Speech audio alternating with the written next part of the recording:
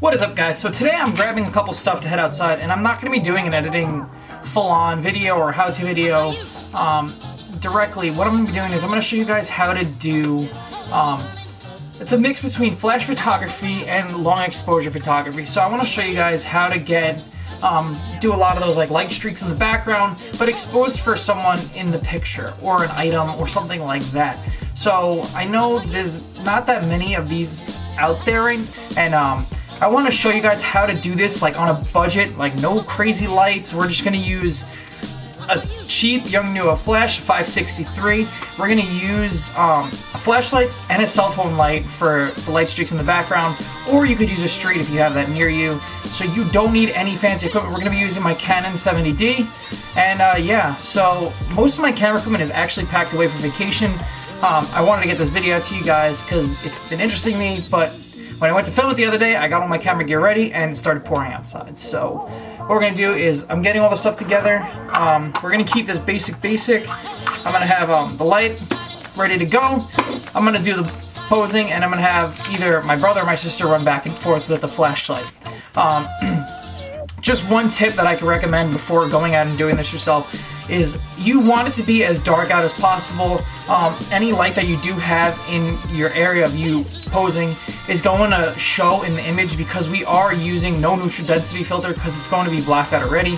So we're just shooting with a long exposure. I've done videos on regular long exposure shots by using neutral density filters, and we are not going to be doing that because it's nighttime. And you can do this if you want to, but I choose to just do it normally. And we're gonna get this video, and I'm gonna show you guys how to shoot this, and I'm gonna show you guys how I'm gonna go out and edit this. So we're gonna do a quick outfit change, most likely, and then we're gonna head outside. So I'll see you guys in the next clip.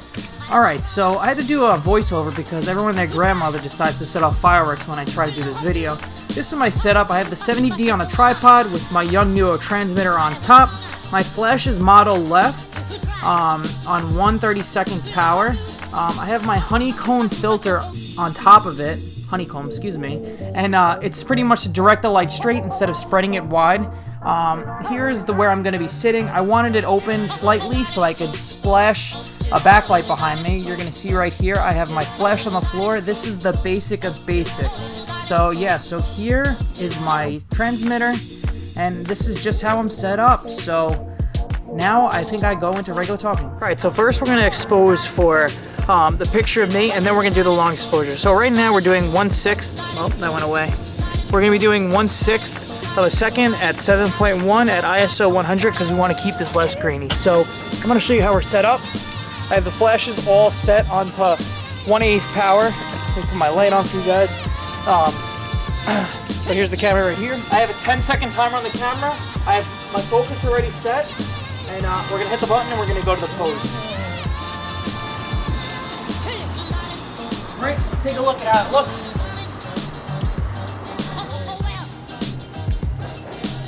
And that is what I want to see. So what I'm going to do now is I'm going to kill the backlight. I'll do it from here. You don't have to do this on your image if you don't want to. But I want it just to overlay it, and I'll show you guys why in a second. So I'm going to take one picture really fast, because what we're going to do after this image is taken is we're going to mesh all three of these images together, and I'll show you exactly what I'm going to do once we get to the editing portion of this video.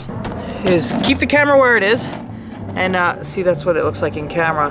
And let's pull up our settings, and now what we're going to do is we're going to set up for a long exposure. We can keep this pretty much at whatever we want. The only thing to adjust is this. And we're gonna bring it down. I'm gonna say 8 seconds should be good, and we can turn our flash off. All those are gonna be off. I'm gonna do 13 seconds for good measure. And yeah. This is where it gets really hard. It's all trial and error.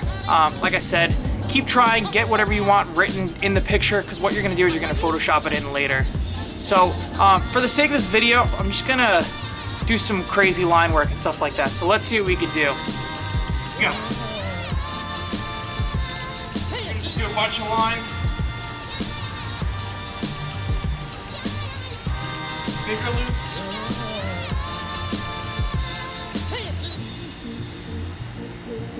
And now we're gonna close it. Close the light, come back to the camera, and the shutter should shut right there. And that's the image I want, right then and there. So, let me get some light for you guys. Alright. This is tough in the darkness. And the fireworks going off. But, we're gonna head inside right now. We're gonna get to Lightroom and Photoshop, and I'm gonna show you guys how we're gonna edit all these together. So, let's go inside. Shoot! So here are the 3 pictures. This is the exposed picture of just me sitting there. Then you have the picture of the background dark with nothing coming through, just to get a base shot in case, you never know. And then here's the crazy lighting on the top. So I'm going to show you guys how we're going to do this really fast. So what we're going to do is we're going to keep this our base image. And what we're going to do is we're going to take this, we're going to select it all, Command C, come back here, Command V, and it's going to paste it right on top. So it's right there. And now we're going to do the same thing for our crazy light image. You're going to select all by doing Command A, Command C, come back to your original layer, and you're going to do Command V. And that's going to give you your top layer.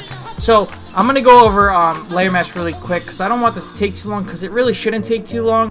Alright, so I finished outlining, and this is the before, and this is the after, before and after. It just gives a little more dramatic effect, and it kind of darkens everything because we don't really want to see it.